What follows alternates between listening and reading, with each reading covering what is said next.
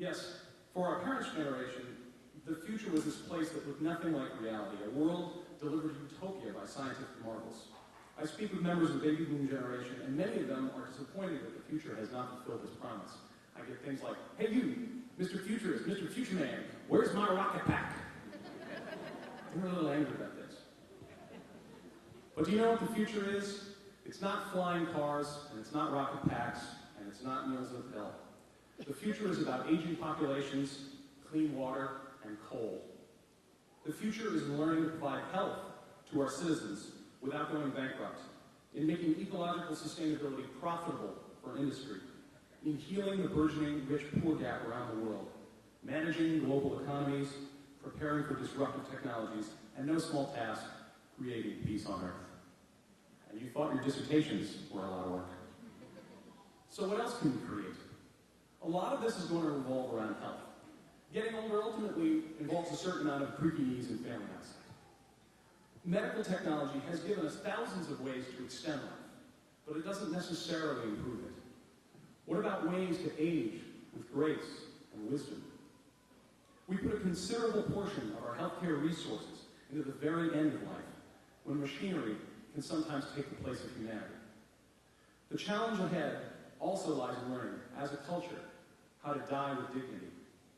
Sure, we will need science and medicine, but it is also our explorations, the humanities, the social sciences, the art of living that will help us create a better future for aging.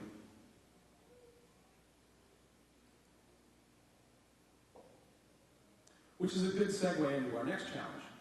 Another minor task we've got ahead of us, we need to figure out how to make people healthy.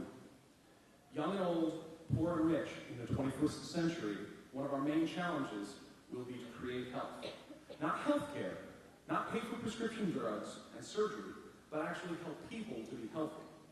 Many forecasts around the future of health suggest something here is out of balance. Diabetes, heart disease, chronic obstructive pulmonary disorder, these lifestyle diseases are increasing in prevalence all throughout the developed world, despite our trillions of dollars a year in expenditure. So what are our plans for the future? Billions in pharmaceutical research? Unlocking the human genome? Absolutely, no question. Forging forth to the new frontiers of science will play a role. But there's something more.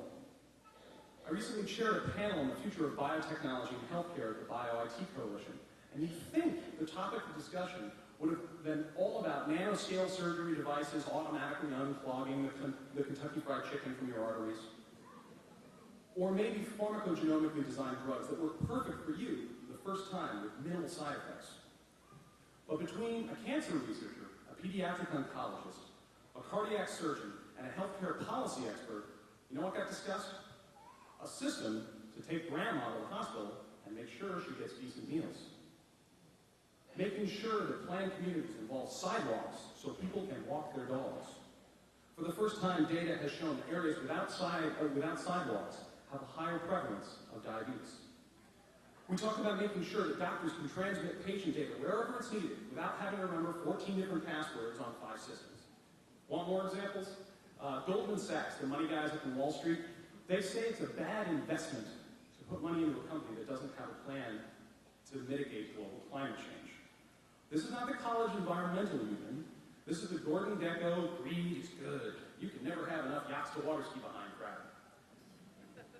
This movement, this new movement, is not about everybody acting like saints. It's about a system that rewards the harmonization of industry within ecological limits.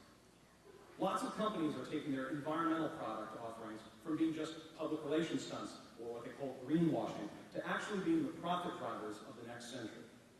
Here's another data point. Japan, crowded, lots of concrete, huge skyscrapers, bad pop music, thousands of factories. They get twice as much energy efficiency per capita as the US. And that's not because they all live in teepees and huts and go camping all the time and take the bike to work. That's the Netherlands. But because they design their systems to conserve energy. You see, they don't have a Texas in Japan with its own oil, so they value conservation out of a sense of self-preservation. Because their values lead their technology, they're getting more business and cash and goods and services out of the same fossil fuels. So to sum up tonight, I'd just like to talk for a minute about our generation. Do you know who we are? They call us Generation X, some of us. I call us Generation Fix. You and I are getting ready to inherit the most complex global economy in human history. And guess what? It's kind of a fixer-upper opportunity. Put in a little granite countertop, re-spackle. The system needs a bit of work done. Whether it's creating a world where you can age gracefully, where our communities support health, or where the really big money is made through repairing ecological damage, we have ample opportunities to apply our creativity.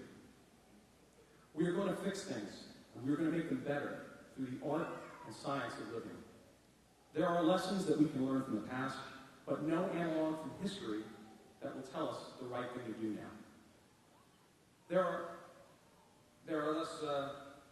I'd like to leave you with a quote from a fellow futurist of mine, John M. Richardson, who actually teaches up at American University, who tells us, when it comes to the future, there are three kinds of people. Those who let it happen, those who make it happen, and those who wonder, what happened? And that's why this story needs you. It needs leaders like you who have continued your studies in depth so that you can share your mastery with the world. I'm honored to be a member of your generation, and I look forward to the world that you're going to go and create. Thank you very much for having me tonight. I really appreciate it.